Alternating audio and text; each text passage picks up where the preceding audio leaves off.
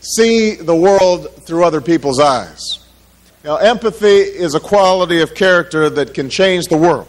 So, thanks, Anthony, for joining me here in this dialogue on how to build a culture of empathy. All right, it's a pleasure to be here.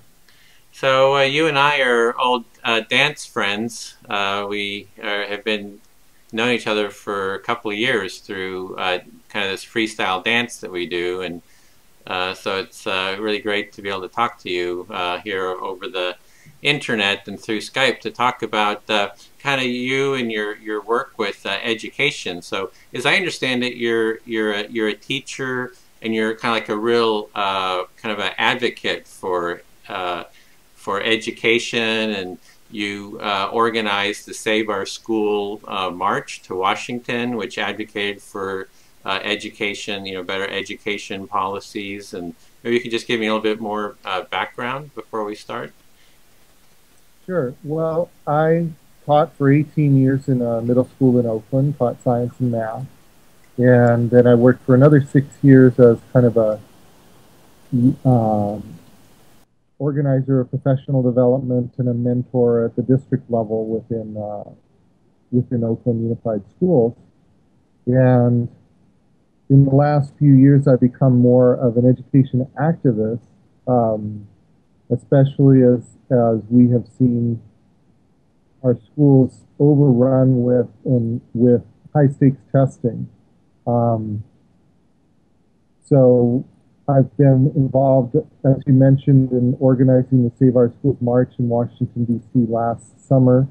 And before that, I created a Facebook group called Teachers' Letters to Obama, which was designed to try to elevate teacher voices around education policy from around the country. And that group still exists, and I also post a blog at Education Week called Living in Dialogue, where I also often feature the voices of other teachers and try to engage in real active dialogue about the issues affecting our schools.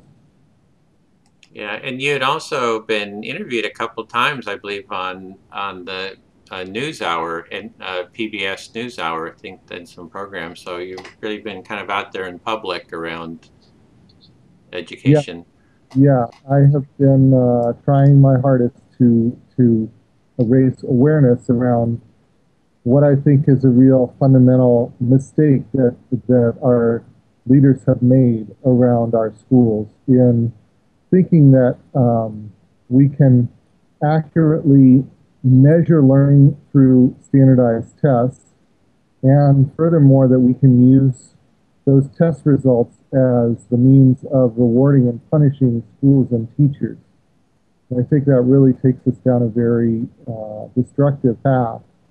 So I've been trying to spread that word for quite a while. Well, as you know, I'm looking at how do we build a culture of empathy kind of at the widest sense. But a real big part of that is about promoting empathy within the schools.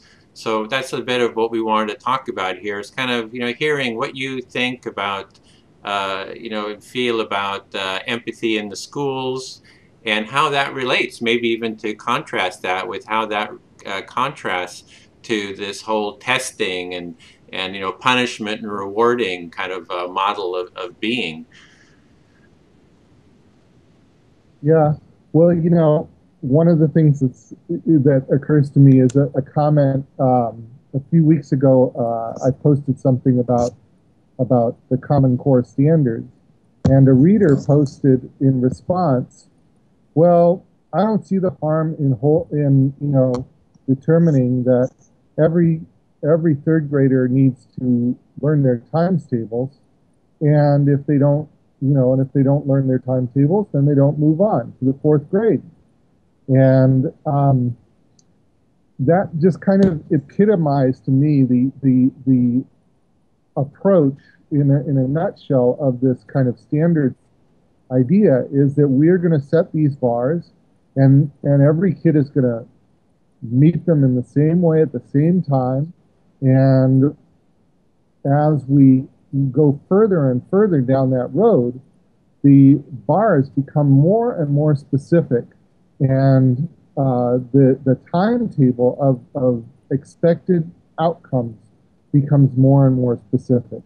And the teachers have less and less latitude with which they can treat their students. I responded to that particular comment by going and looking at some research about what does research say about retaining students? What does happen to students? Does it hurt students if we hold them back?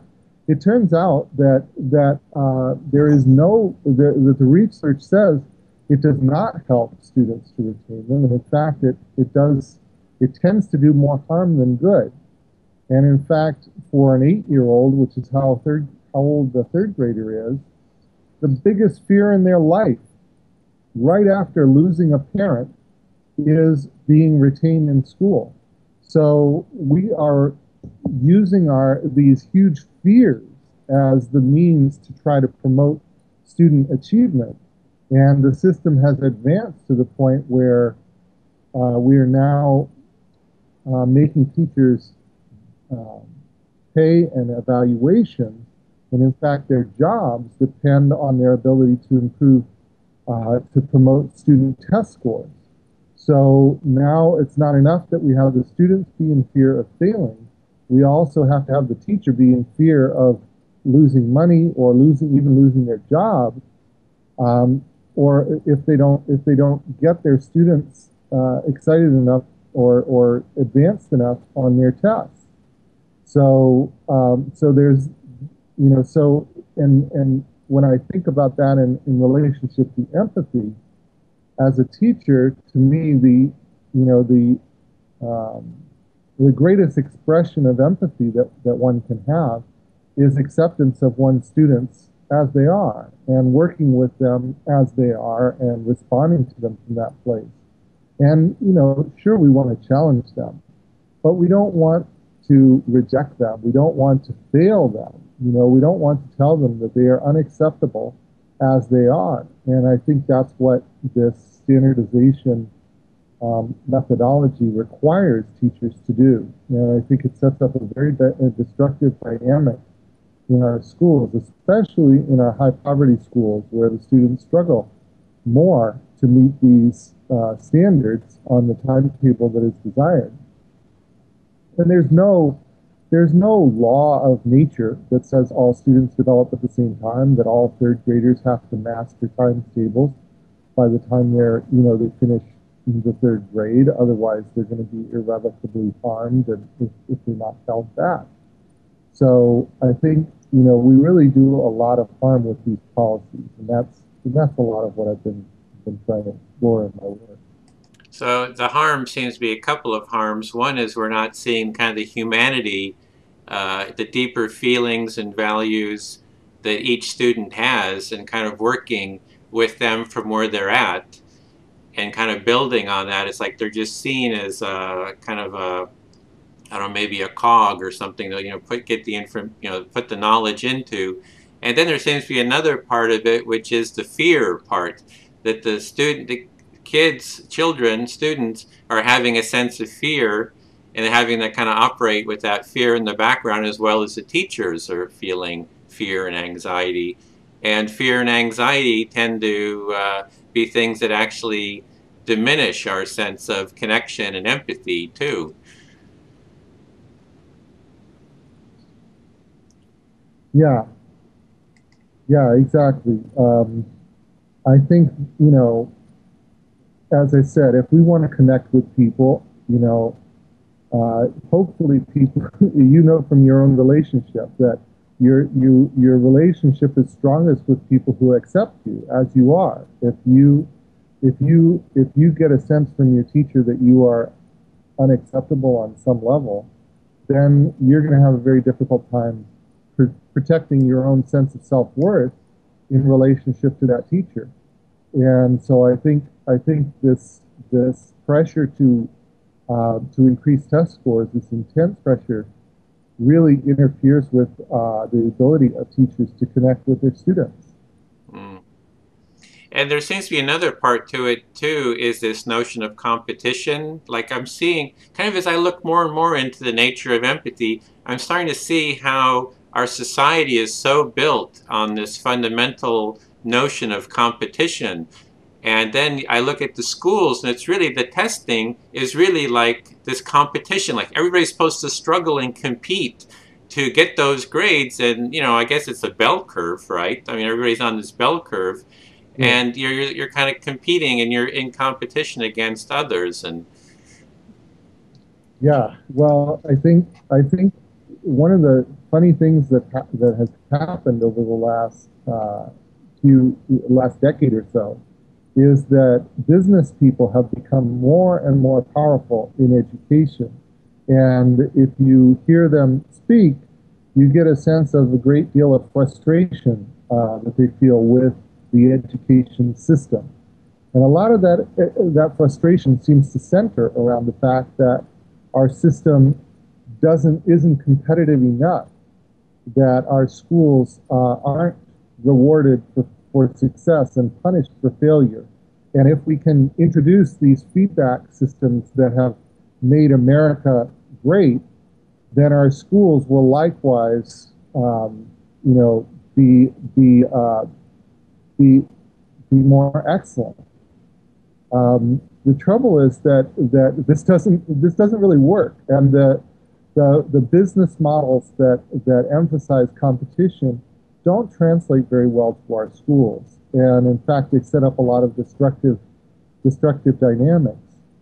If you have a school that accepts all students, no matter what their educational background, no matter how they were raised, you as the school, you have no control over who comes to that school, and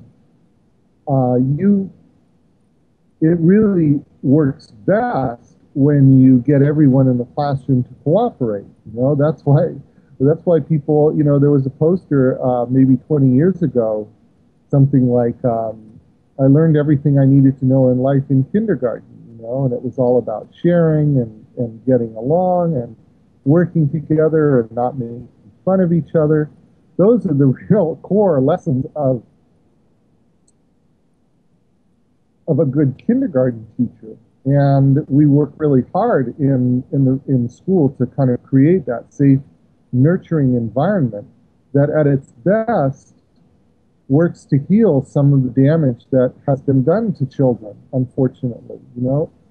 We get kids who have been neglected, who have been stuck in front of TV sets for a lot of their lives, or, sometimes through no fault of their parents, who had to work nights and haven't had the time or the money to give their children what their children have needed. And so a lot of our children come needing to be healed, needing to be nurtured.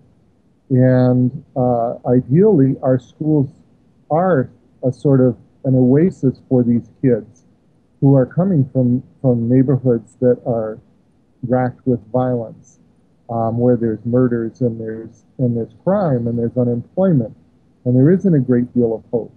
So our schools, especially in high poverty areas, need to function to kind of restore hope and restore and create a safe space for our kids. And that's all about cooperation. That's all about nurturing. That's all about collaboration. That's all about empathy, really, with our students, for where we can empathize with them, given their life circumstances. But that stance is very difficult to take when you are under this intense pressure to follow a scripted curriculum, or to give benchmark tests every week and keep your students on this march towards the standardized tests in April and May. Yeah, so we're really needing to, is shift that model of, kind of a fear, testing, competition, kind of anxiety and stress to a different model, Yeah. and we really need to kind of like build a movement and support for that other model. I call it a culture of empathy, but it's just raising the level of empathy, raising the level of connection, raising the level of healing. For me, the healing is about, people who are in stress being heard, being seen for who they are, and Yeah. Well, we have been looking at for a while. One of the problems with our current pathology educationally is our fixation on test scores.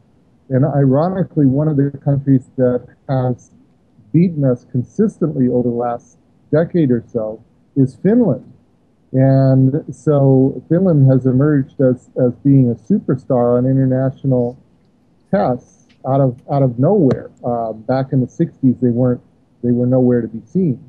And so people started looking 4 or 5 years ago, people started investigating what is going on in Finland, that they are at the top of international rankings in math and science and all these tests that we consider so very important. And it turns out that what Finland has done is, first, they have made the #1 issue in their society, really, equity. And they don't have what we have, which is we have about 20 to 25% of our children are living in poverty. In Finland, that number is closer to 2 or 3%. And the students have support at home. They have their meals, they have health care, they have their basic things that are necessary in order for them to focus on school taken care of. And in the schools, they don't use standardized tests as a means of benchmarking student progress all along the way. They give one test that the students take when they graduate, and otherwise they don't give standardized tests. But what they do is they emphasize really strong teacher training. Teaching is one of the most prestigious occupations in the country. They give teachers time to work together, to collaborate, to plan. They really honor the teaching profession, and they give teachers a lot of autonomy to do their job. They don't start with this assumption that teachers are, sort of malingering public employees looking for the best way to avoid working. They start with the assumption that teachers are professionals who really want to do an excellent job, which I think is true here in the United States as well. But unfortunately, this whole testing regime, in addition to what it does to our students, it also really creates this atmosphere of mistrust towards our teachers.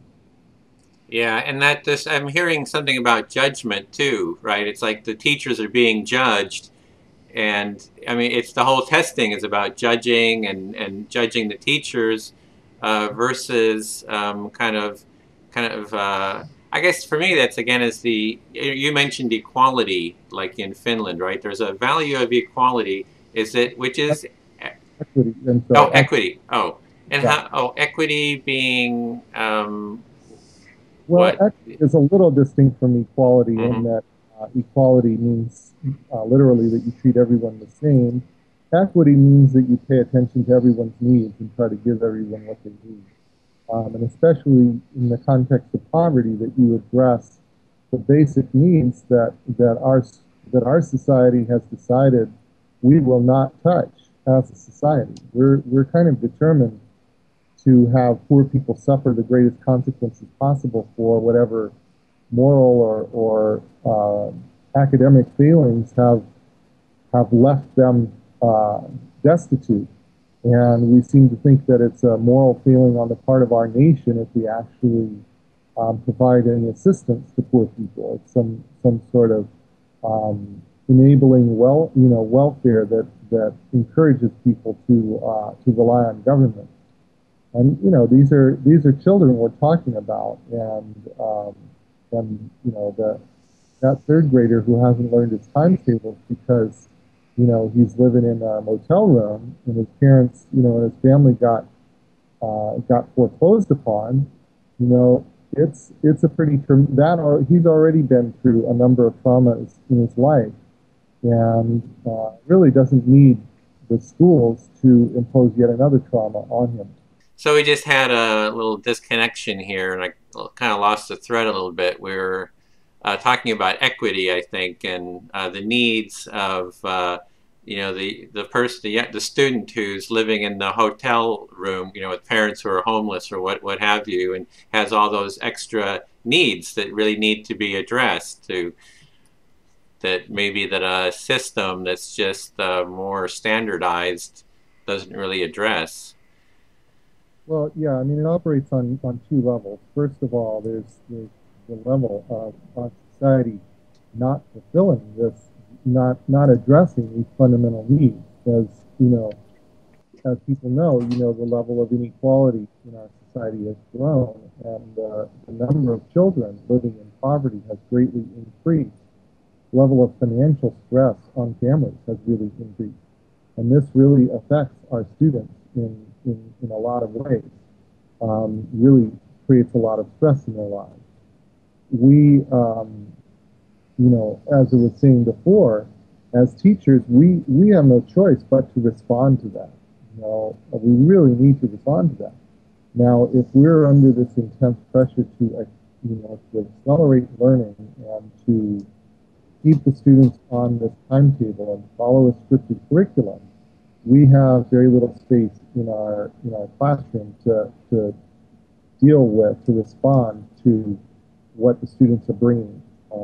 So it's sort of a double whammy where Yeah. is already not dealing with this situation that a lot of our students are finding themselves in.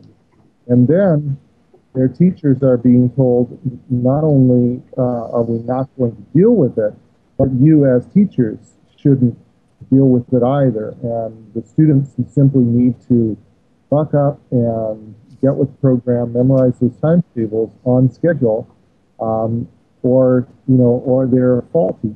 And that really creates a difficult situation for a lot of people.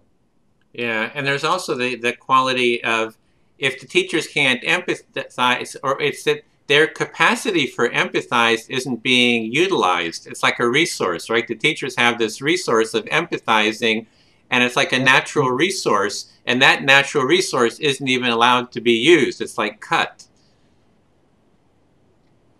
Yeah. Well, that natural resource is really almost seen as a liability by some of these folks who are trying to transform our profession.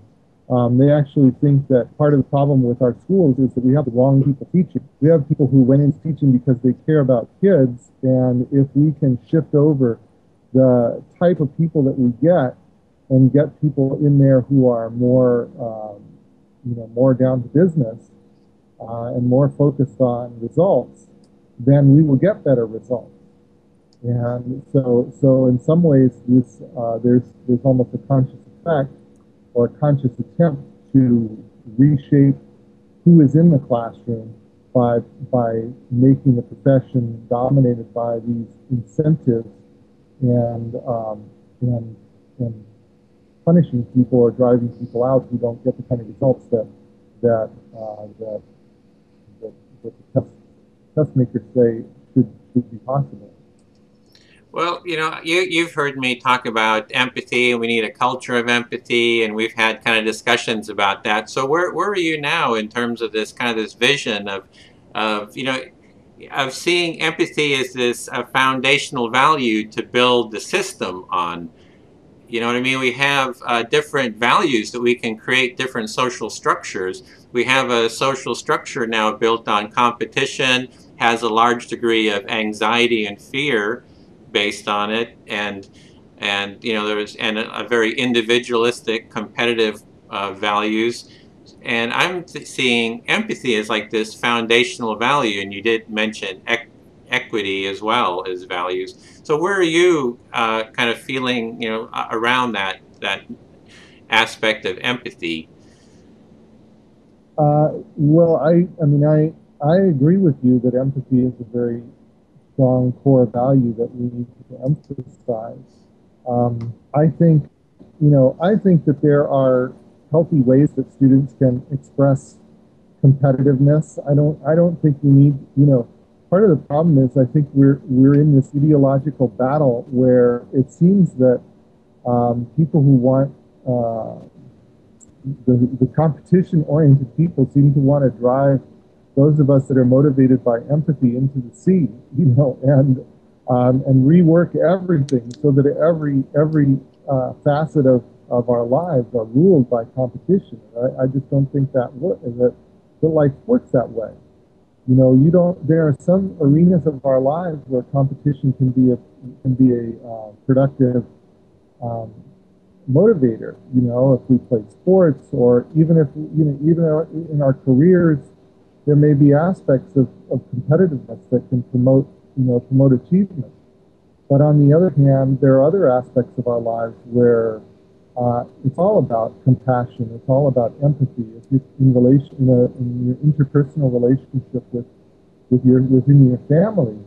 You know, most of our healthiest relationships with other people, intimate relationships, are really rooted in empathy and compassion and understanding, and that's what helps sustain relationships.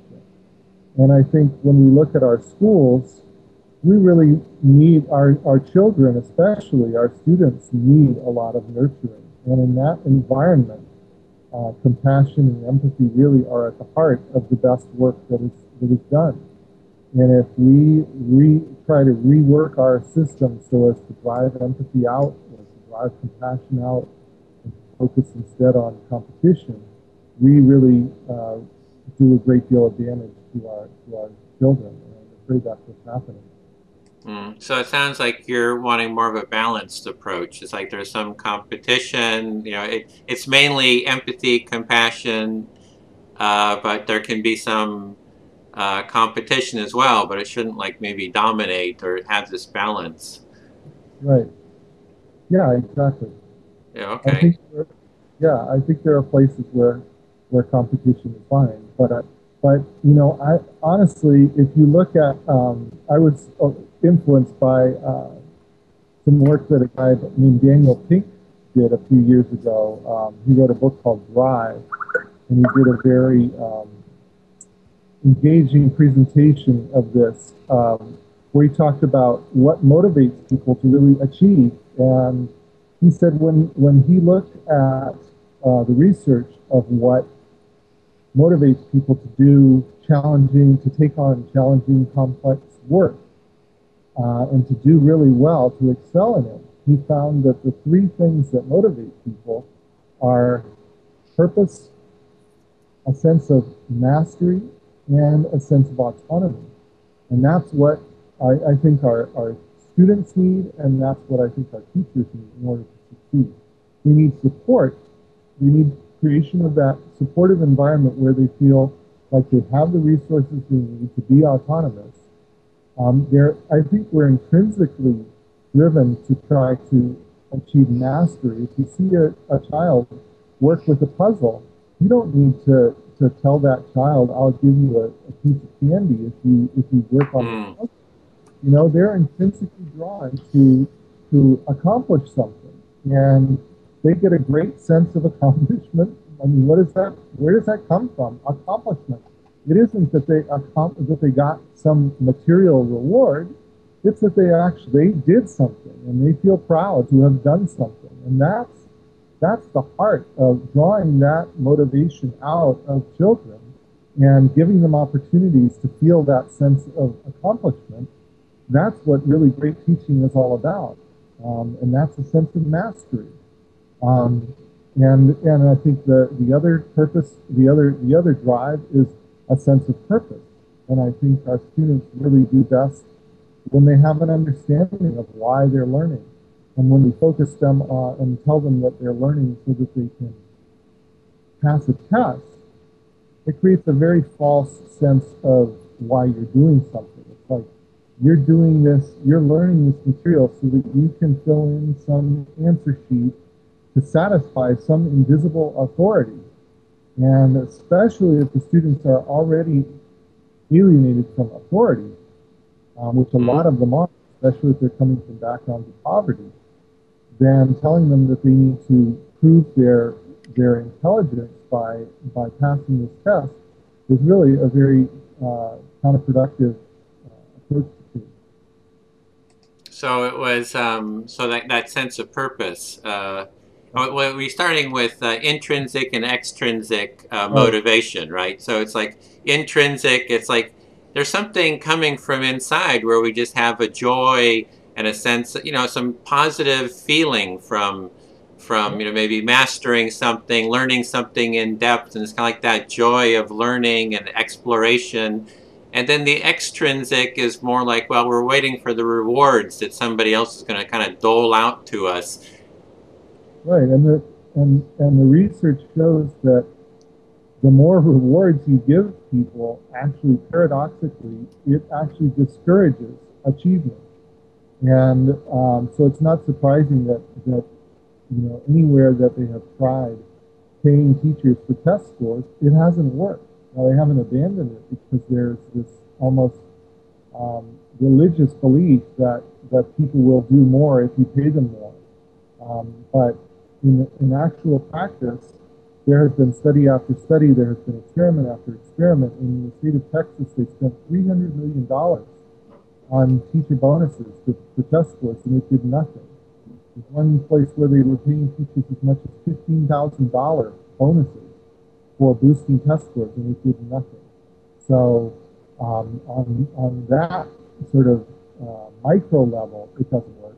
And then when you transfer it to our students and attempt to motivate them by saying, you've got to do well on this test, you've got to learn this because it's on the test, it likewise is counterproductive. Okay, so you've been out there kind of marching against this approach, being active against it. So how do we actually get from this situation to a system? I call it a culture of empathy, which is bringing empathy as a foundational value. It's like, what are you seeing as the pathway to go from here to there? And there's some initiatives, like, I don't know if you've seen Ashoka, right? They're kind of organizing around that, saying, we need empathy in the schools. And so there are some initiatives. There are a number of initiatives. In California, there's something called the Quality Education Investment Act that has had the support of the California Teachers Association, that has provided a lot of funding to high poverty schools to lower class sizes and give teachers time to collaborate. That's had really positive results in a lot of those schools. On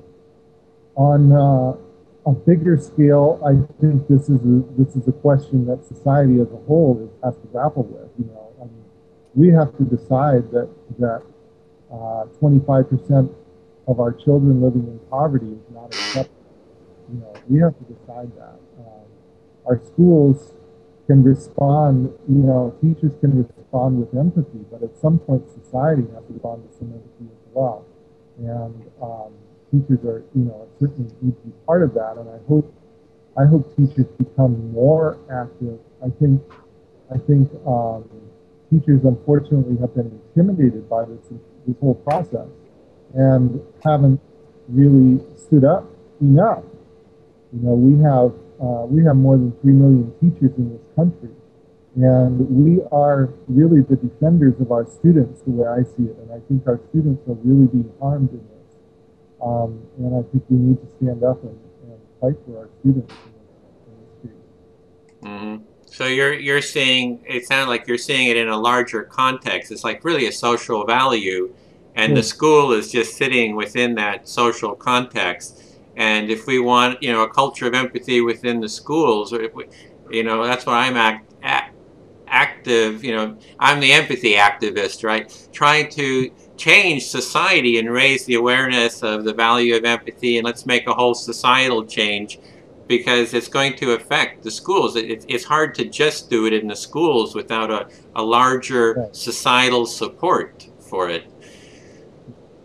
Well, right now the schools teachers are in a defensive posture, because I think actually the schools have had something of a culture of empathy. And I think that culture of empathy within the schools has been under attack. It's under active attack. I think the teacher profession is under I think we are our unions. I think our unions give us some room to be empathetic, and I think our unions are under attack. And so, yeah, I think we need a broader social movement. I think, unfortunately, our schools and our teachers are in largely a defensive posture, trying to defend what we have. And at this point, we have been losing that fight. So I think connecting to that social movement for empathy in a more proactive way would be a really valuable step, because I think part of the problem is that we haven't always articulated very clearly what our values are and framed them for ourselves. Instead, we've allowed ourselves to be described as, soft-headed or soft-hearted, when compassion is not at all soft-headed or soft-hearted. It's all about accepting people as they are. It's all about working with people and nurturing them and supporting them. And so instead, so I think it would be of great value to continue to help educators define what it is that we are for, and how do the values of empathy and compassion shape the environment that we want to create in our schools, and connect that to the broader movement. Yeah, so within the schools, it's kind of just been assumed that empathy is this value. It hasn't been a clearly defined and articulated kind of a vision. And then I think without having that, articulation, so kind of like a map, like it's having a picture, a cognitive value, as well as the emotional, it's harder to, to dialogue about it.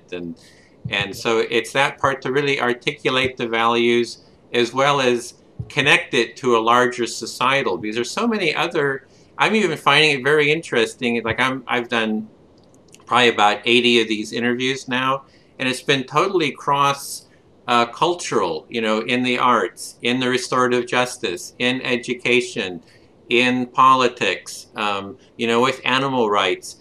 And somehow they all see themselves as separate, and they're very disparate.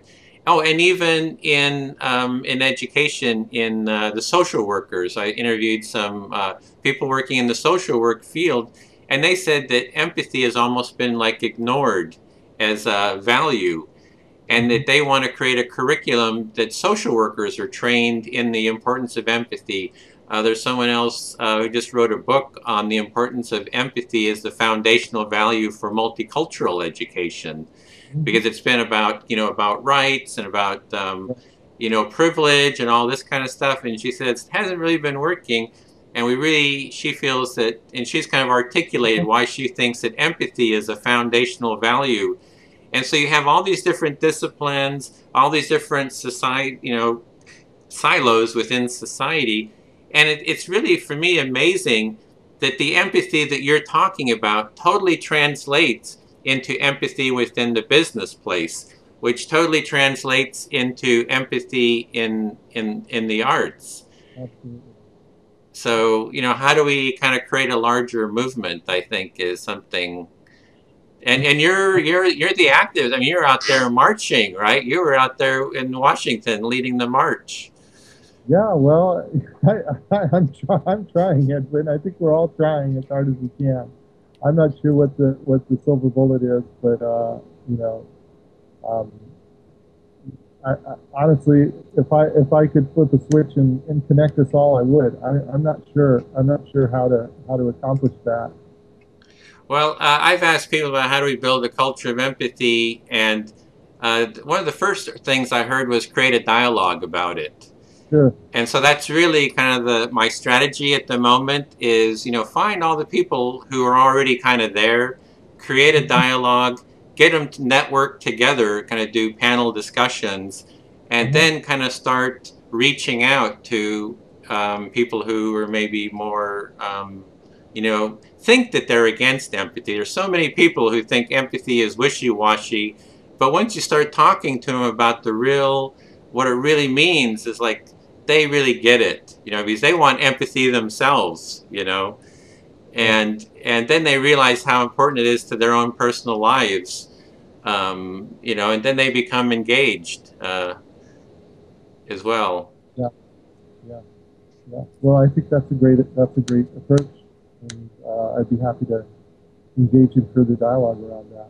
Oh, great. Well, we have, the connection is not the best. We have a bit of a noise here, so I usually kind of go on a little bit longer. So, but maybe we'll kind of end that with kind of that hopeful note of we'll continue the dialogue and maybe do some panels and kind of keep the ball rolling. So it's really, oh, sorry, go ahead. My blog is entitled Living in Dialogue, so I do my best to engage in dialogue whenever I can. Okay, and that's, do you want to give the URL or anything? It's an Education Week. If you just search Anthony Cody Living in Dialogue, you'll find it. And I'm showing your Facebook page here too, so anybody can kind of get started just by searching on Anthony Cody on Facebook as well, and that'll lead them to. Absolutely.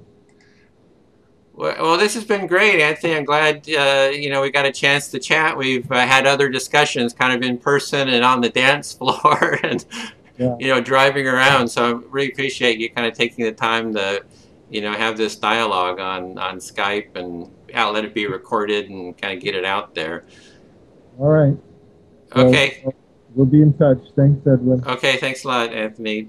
Bye. See the world through other people's eyes. Now, empathy is a quality of character that can change the world.